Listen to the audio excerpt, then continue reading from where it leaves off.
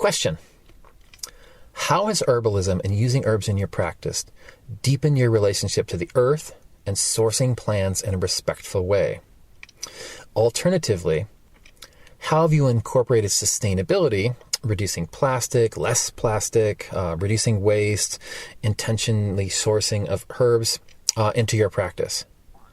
So, a few different things. I wildcraft a lot of what I use, and I know that a strong case can be made about the impact of wildcrafting, especially depending on where you live, what your natural resources are, how many other people are wildcrafting, and especially what you're wildcrafting.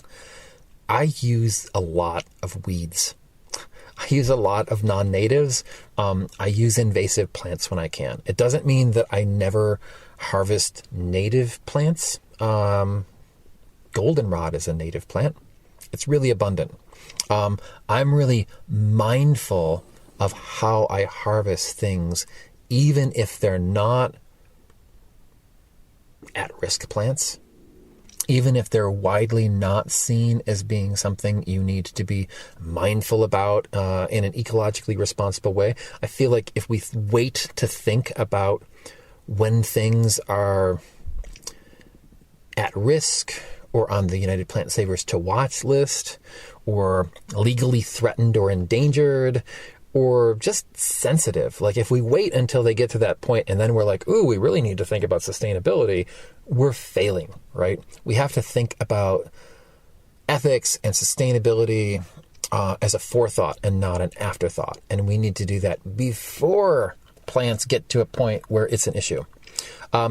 So there's that, but I use a lot of, what grows around me. And so that means that there's like less shipping, less sort of like travel and transport and, less stuff happening to it before it gets to me.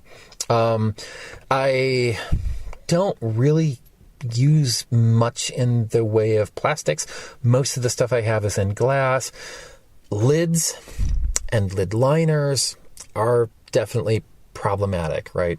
I don't know how to get past a lot of the plastic on the tops of dropper bottles, let's say. So there's that, and I guess I just have to own up to that being a problem. I have some plastic bottles, but really, I don't use plastic bottles very much. Mostly I'm trying to reuse plastic bottles. What else? I replant seeds, not just on my property, but out into the larger habitat. I do root divisions. I get plants and grow them and put them in other places. I've planted ginseng in not just my backyard, but in a lot of parks in the area. When I purchase certain plants like golden seal or black cohosh from growers, like organic herb growers, I usually buy more than I need to make tinctures or oils or salves with. And for example, with like golden seal or black cohosh, when I'm processing the fresh roots, if I see a good shoot on something, I'll put it off to the side and then I'll take it somewhere and plant it, right? So that way I can support organic herb growers who are lessening the impact of use of these plants and be planting the plants back out into their native habitat when I can. So those are some of the things that I think that I do.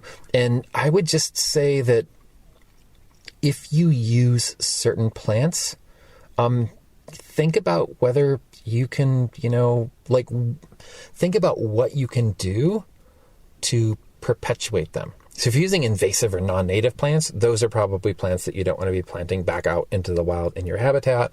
But if there are, native plants you buy, or you are buying plants that are at risk or have, sustainability issues, think about saying how can I be giving back and not just taking in the use of this plant?